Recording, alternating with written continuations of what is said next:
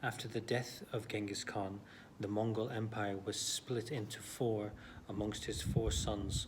In the north part, which covered Russia and the Ukraine area, it was called the Golden Horde.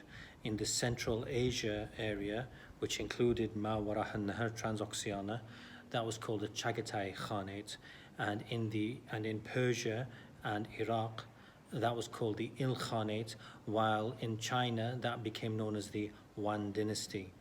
Because the Mongols had conquered such vast lands and broken down so many borders, one thing that flourished during this time when the Mongol Empire was split into four was that trade flowed very, very easily. It is said that a woman could go from one end of the Mongol Empire, travel all the way to the other end of the Mongol Empire with a piece of gold on her head, and she would not be touched.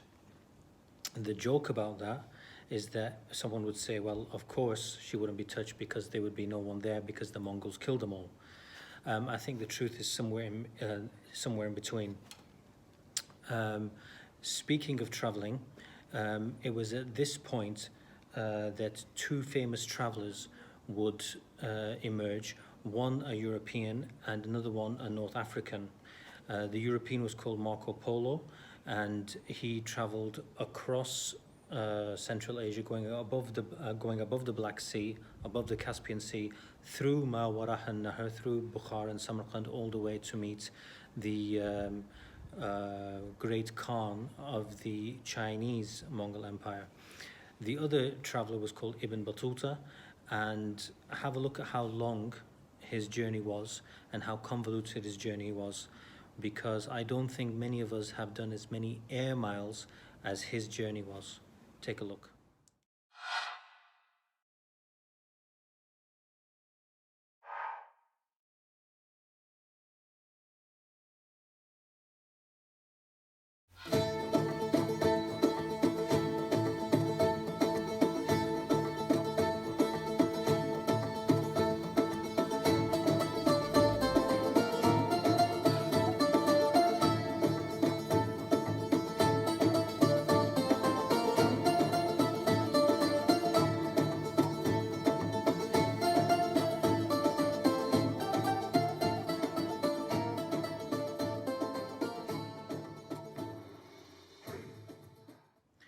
Normally, when an invading force comes into an area and conquers an area, the people doing the invading tend to consider themselves to be greater than the people who they've conquered.